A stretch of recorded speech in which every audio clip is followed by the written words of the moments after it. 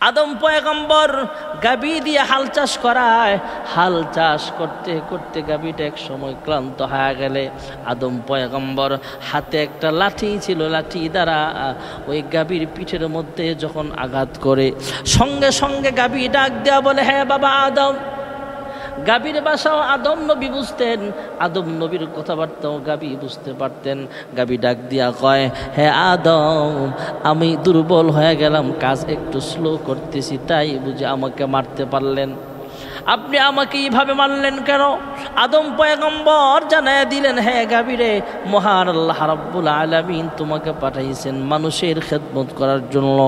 আল্লাহ তাআলা তোমাকে পাঠাইছেন আমি আদমের খেদমত করার জন্য, কৃষি কাজে তোমাকে ব্যবহার করার জন্য। হ্যাঁ গাবি, তারপরেও তুমি উল্টা পাল্টা করো কেন? তাই তোমার গায়ে আঘাত করলাম, তোমাকে বেত্রাঘাত করা হলো, তোমাকে শাসন করার জন্য তোমার গায়ে আমি আঘাত করলাম। এবার গাবি ডাক দিয়া কয়, হে বাবা আদম, আমি একটু ভুল করে খাবার খায়া ফেলার কারণে, যদি আমি একটু দুর্বল হওয়ার কারণে যদি আপনার সাথে তর্কাতর্কি করতেছি, এই জন্য যদি আমাকে আপনি মারতে পারেন, আমাকে যদি আঘাত করতে পারেন। হ্যাঁ আদম পয়গম্বর, আপনি বলতেছেন আমি নাকি উল্টা পাল্টা করতেছি, তাহলে যদি আমার পিঠে আঘাত করতে পারেন আমিও আপনাকে জানাইয়া দিতে চাই, হ্যাঁ বাবা আদম, আপনিও জান্নাতে ভূক্রমে এইভাবে ফল খায়া তারপর দুনিয়াতে আসলেন কেন? আপনিও তো আল্লাহ হুকুম করেছেন যেইভাবে সেইভাবে নিষেধ করেছেন। আল্লাহ তাআলা হুকুম করেছেন জান্নাতে বসবাস করার জন্য, আল্লাহ নিষেধ করেছেন গন্ধম ফল খাওয়ার জন্য। তারপরেও তো আপনি শয়তানের ধোকায় পইরা, কুপ্রবঞ্চনায় পইরা ভুল ক্রমে আপনি খেয়ে ফেলেছিলেন কেন? এইভাবে তর্কাতর্কি করতে আরম্ভ করে দেয়। গাবি আদম পয়গম্বরের সাথে ঝগড়া আরম্ভ করিয়া দিলে মহান আল্লাহ তাআলা জিবরাইল আমিনকে পাঠাইয়া দিলেন। হযরতে জিবরাইল আলাইহিস সালাতু ওয়াস সালাম আদম পয়গম্বরের কাছে আসলেন। এবার গাবিকে লক্ষ্য করে কয়, হে গাবি, তুমি হযরতে আদম পয়গম্বরের সাথে এইভাবে তর্কাতর্কি করলা, ঝগড়া ফাসাদে লিপ্ত হয়ে গেলা। হে গাবি, আজ থেকে কিয়ামত পর্যন্ত তোমার জবানটা আল্লাহর পক্ষ থেকে বন্ধ করে দেওয়া হলো। কিয়ামত পর্যন্ত তুমি আর মানুষের সাথে কথা বলতে পারবে না, কথা বলার মতো শক্তি আল্লাহ ছিনায়া দিয়েছে। হযরত আদম পয়গম্বর দুনিয়ার জমিনে আসলেন। ভাইয়েরা আমার, হযরত আদম আলাইহিস সালাতু ওয়াস সালাম দুনিয়ার জমিনে আইসা শুধু কান্দে রব্বানা যালামনা বলিয়া। হাওয়া আলাইহিস সালামকে আল্লাহ পাঠাইলেন জাদ্দায়, আদম পয়গম্বরকে পাঠাইলেন শরণদ্বীপে শ্রীলঙ্কায়। দুইজনকে অনেক দূরে পাঠাইলে আদম পয়গম্বর শুধু ঘুরে ঘুরে কান্দে, রব্বানা যালামনা আনফুসানা ওয়া ইল্লাম তাগফির লানা ওয়া তারহামনা লানাকুনান্না মিনাল খাসিরিন। ভাইয়েরা আমার, বন্ধুরা আমার, মহান আল্লাহ রাব্বুল আলামিনের দরবারে আদম পয়গম্বর শুধু কান্দে, আল্লাহ তুমি আমাকে মাফ করে দাও, আমার নফসের উপরে আমি জুলুম করলাম। আল্লাহ শিখায়া দিয়েছেন এই দোয়া পড়ার জন্য। আদম পয়গম্বর এই দোয়াটাই পড়তেছিলেন।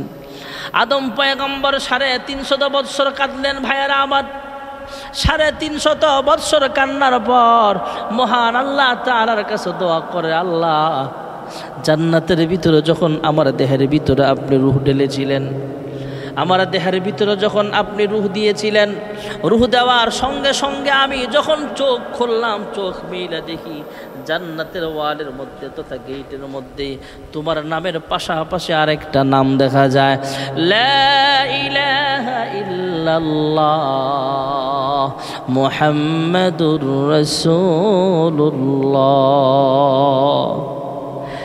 হযরত আদম পয়গম্বর আল্লাহ তাআলার কাছে ডাক দিয়া কয়, হ্যাঁ মালিক, জান্নাতের ভিতরে, জান্নাতের গেটে আমার ভিতরে রূহ দেওয়ার পরে গেটের মধ্যে যেই তোমার নামের সাথে একটা নাম দেখেছিলাম, এই নাম যেহেতু তোমার নামের পাশাপাশি লেখা আছে, অবশ্যই তোমার একজন প্রিয় বন্ধুর নাম হবে। ইয়া মুহাম্মদ জগত জালা, ইয়া মুহাম্মদ জগত জালা, কমলিওয়ালা তোমারি নাম মদিনা ওয়ালা তোমারি নাম। এই পৃথিবীর নামে ঢঙ্কা, এই পৃথিবীর নামে ঢঙ্কা, সবারই সেরা তোমারি নাম, কমলিওয়ালা তোমারি নাম। ফকির দরবেশ বাদশাগণের, ফকির দরবেশ বাদশাগণের গলারি মালা তোমারি নাম, কমলিওয়ালা তোমারি নাম। লৌহে মাহফুজে আছে যে লেখা, লৌহে মাহফুজে আছে যে লেখা, মিমেরি দ্বারা তোমারি নাম, আলামিন উপাধি তোমারি নাম। ভাইরা আমার, বন্ধুরা আমার, মহান আল্লাহ রাব্বুল আলামিন আদম হাওয়াকে জমিনে পাঠালেন। আদম পয়গম্বর এবার কান্দে, হে মালিক, জান্নাতের গেটের মধ্যে তোমার নামের সাথে একটা নাম দেখেছিলাম, অবশ্যই তোমার কোনো প্রিয় বান্দার নাম হবে গো মালিক। হ্যাঁ মালিক, এই নামটা যদি তোমার প্রিয় কোনো বান্দার হয়ে থাকে, এই নামের উসিলায় আপনি আমাদেরকে ক্ষমা করিয়া দেন। মহান আল্লাহ রাব্বুল আলামিন এবার ঘোষণা করে দিলেন, হে আদম, আমি আল্লাহ তোমাকে মাফ করে দিলাম। মহান আল্লাহ তাআলা আদম হাওয়াকে একসাথে দেখা করায়া দিলেন। 350 বছর কান্নার পর জাবালে রহমত পাহাড়ের উপরে দুইজনকে একত্রিত করে দিলেন। অচেনা ভাবে আরাফার ময়দানের পাশে যেই পাহাড় আছে জাবালে রহমত, ওই পাহাড়ের উপরে এক সাইড দিয়ে আদম পয়গম্বর পাহাড়ে উঠলেন, অন্য সাইড দিয়ে খুঁজতে খুঁজতে স্বামীকে তালাশ করতে করতে তিনিও আদম পয়গম্বর যেইভাবে উঠছেন, হাওয়া আলাইহিস সালাম আদম পয়গম্বরকে খুঁজতে খুঁজতে সেখানে একই পাহাড়ে উঠে গেলেন। মুখামুখি দেখা হয়ে গেল। ভাইয়েরা আমার, জাবালে রহমত পাহাড়ের মাঝে একটা পিলার গাড়া আছে, ওই পিলারটা যেখানে আছে ওখানে আদম হাওয়া একসাথে হয়েছিল, মিলন মেলা ঘটেছিল। আল্লাহ তাআলার কাছে কিয়ামত পর্যন্ত এইভাবে মহান আল্লাহ রাব্বুল আলামিন আদম পয়গম্বরকে ঘোষণা দিয়ে দিলেন, হে আদম, আমি আল্লাহর কাছে তোমার এই মিলন মেলাটা আমি আল্লাহর কাছে পছন্দের হয়ে গেছে, তোমার তওবাটাও আমি আল্লাহ কবুল করে নিলাম। শয়তান ভুল করেছে, অন্যায় স্বীকার করে নাই, অহংকার করেছে, আমি আল্লাহর কাছে মাফ চাই নাই, কিন্তু আদম তুমি শয়তানের ধোকায় পড়ে ভুল করে ফেলেছিলা। ভুল করার পরেও আমি আল্লাহর কাছে এমনভাবে কাঁদলা, রব্বানা যালামনা বলিয়া আমি আল্লাহ তোমাকে মাফ করে দিলাম। পাশাপাশি ঘোষণা করে দিলাম, হে আদম, তুমি যেমন 350 বছর কাঁদলা রব্বানা যালামনা বলিয়া, তোমার কোনো উম্মত, তোমার কোনো সন্তান, আদম সন্তান যখন গুনাহ করে ফেলবে, গুনাহ করার মতো শক্তি দিয়েই তো আল্লাহ জমিনে মানুষ পাঠাইছেন। এ মানুষ যখন গুনাহ করে ফেলবে, তোমার মতো রব্বানা যালামনা আনফুসানা ওয়া ইল্লাম তাগফির লানা ওয়া তারহামনা লানাকুনান্না মিনাল খাসিরিন, তোমার সন্তানরাও যদি এইভাবে আমি আল্লাহর কাছে তওবা করে, হে আদম, আমি আল্লাহ ঘোষণা দিয়ে দিলাম, আমি আল্লাহ তার জিন্দেগির সব গুনাহ খাতাগুলো মাফ করে দেব। ক্ষমা চাও ডুবে যদি পাপ দরিয়ায়, ক্ষমা করে দিবেন প্রভু দয়া বিলায়, দরগাহে কেন তার, দরগাহে কেন তার হাত পাতো না, হৃদয়ের জানালা খুলে দাও না, প্রভুর প্রেমে কেন সাড়া দাও না। ভাইয়েরা আমার, বন্ধুরা আমার, আল্লাহ রাব্বুল আলামিনের কাছে তওবা করলে আল্লাহ তাআলা তওবা মাফ করে দেয়। এই জন্যই তো মহান আল্লাহ তাআলা বলেন, ইয়া আইয়ুহাল্লাযীনা আমানু তুবু ইলাল্লাহি তাওবাতান নাসুহা। আল্লাহ রাব্বুল আলামিন ঈমানদারদেরকে লক্ষ্য করে বলেন, হ্যাঁ ঈমানদারেরা, হ্যাঁ আমার ঈমানদার বান্দা বান্দিরা শোনো, তোমরা যখন কোনো গুনাহ করে ফেলবা, গুনাহ করতে করতে তোমাদের অন্তরটা কালো হয়ে যাবে, সাদা দিলটাকে নাপাক বানায় ফেলবা, তখন আমি আল্লাহর কাছে তোমরা তওবা করবা। হে পরওয়ারদিগার আলম, আমি একজন গুনাহগার, আপনি আমাদেরকে মাফ করিয়া দেন, আর জিন্দিগিতে কোনো গুনাহ করব না। আল্লাহর কাছে যখন আমরা ক্ষমা চাই, মহান আল্লাহ রব্বুল আলামিন আল্লাহ তাআলা আমাদেরকে মাফ করে দিবেন। একনিষ্ঠভাবে তওবা করা লাগবে। ভাইয়েরা আমার, বন্ধুরা আমার, আদম পয়গম্বর যেভাবে তওবা করেছেন সেইভাবে আমাদেরকেও আল্লাহ তাআলার কাছে মাফ চাওয়া লাগবে। হায় আল্লাহ, আমার মতো গুনাহগার আর আসমানের নিচে জমিনের উপরে আর একজনও নাই। আয় আল্লাহ, আমি যদি তোমার কাছে মাফ চাই, আমি যদি তুমি আল্লাহ যদি আমাকে ফিরা দাও, আমি তোমার কাছে মাফ চাইলাম। তুমি আল্লাহ ছাড়া আমার কোনো আল্লাহ নাই, তুমি ছাড়া আমার মাফ করনেওয়ালা আর কেউ নাই। তুমি ছাড়া কারি কাছে আমরা করি বরদান, তুমি বিনে কে বুঝিবে মনেরই বেদন।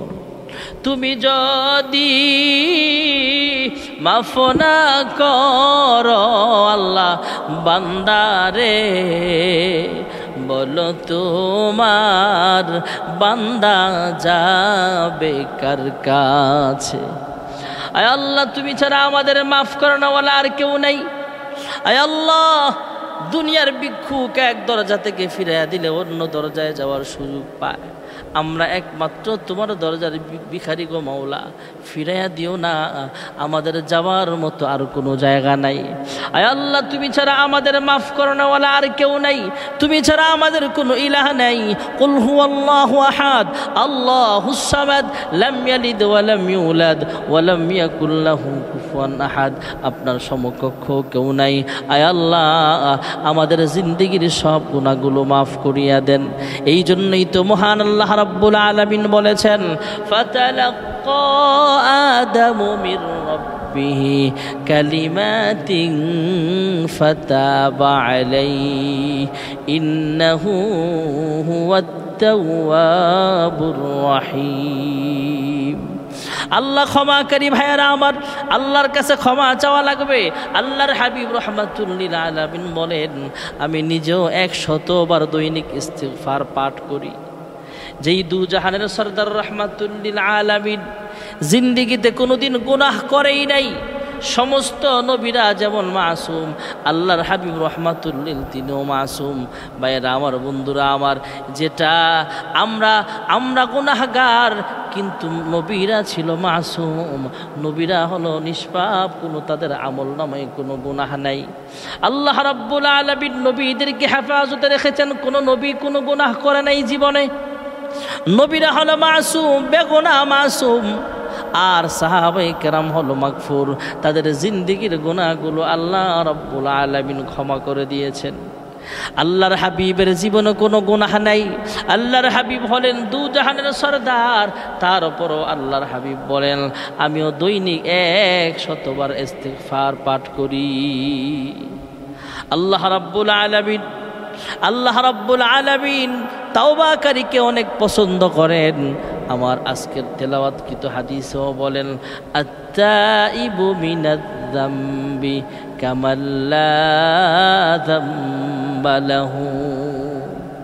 যেই ব্যক্তি গুনাহ করার পরেও আমি আল্লাহর কাছে তওবা করবে, আল্লাহর হাবিব বলেন, যেই ব্যক্তি গুনাহ করে ফেলেছে অনুতপ্ত হয়ে অনুশোচনা মনের ভিতরে চলে আসবে, গুনাহ ছেড়ে দেবে, আল্লাহ তাআলার কাছে একনিষ্ঠভাবে তওবা করবে, মহান আল্লাহ রাব্বুল আলামিন তার জিন্দেগির সব গুনাহগুলো মাফ করে দেবে।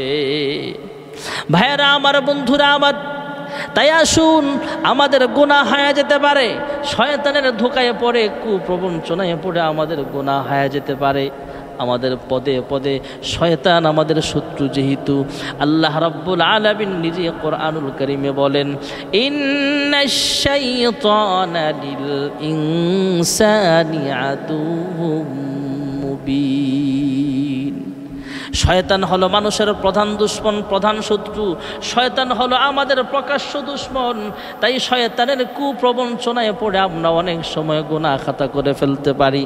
এই জন্যই তো আল্লাহর হাবিব বলেন, ইয়া আইয়ুহান নাস তুবু ইলাল্লাহ ফাইন্না আতুবু ইলাইহি ফিল ইয়াউমি মিআতা মাররা আও কামা ক্বালান নাবিয়্যু আলাইহিস সালাতু ওয়াস সালাম।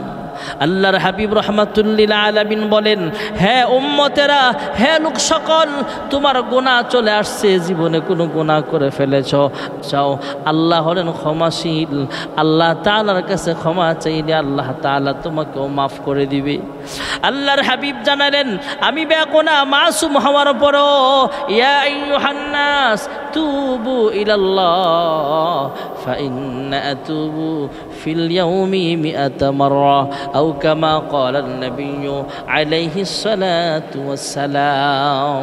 আল্লাহর হাবিব বলেন, আমি পয়গম্বরও দৈনিক কমপক্ষে 100 বার আল্লাহর কাছে তওবা করি, আমি কমপক্ষে 100 বার আল্লাহর কাছে ইস্তিগফার পড়ি। এজন্য তোমরাও ইস্তিগফার পড়ো, বেশি বেশি আল্লাহ তাআলার কাছে ক্ষমা চাও, কারণ তওবাকারীকে মহান আল্লাহ তাআলা অনেক পছন্দ করে। আল্লাহ রাব্বুল আলামিন আদম হাওয়াকেও আল্লাহ তাআলা ক্ষমা করে দিলেন। মা হাওয়া হযরত আদম দোষী হইলেন খায়া গন্ধ, আরাফাতে মুক্তি দুজন, আয় মদিনায় কে যাবি, আরব সাগর পাড়ি কে দিবি। শুনবলি দরিয়ার ঢেউ, আমার সালাম নিল না কেউ, আমার সালাম পৌঁছে দিও যেথায় দিনের নবী, আরব সাগর পাড়ি কে দিবি।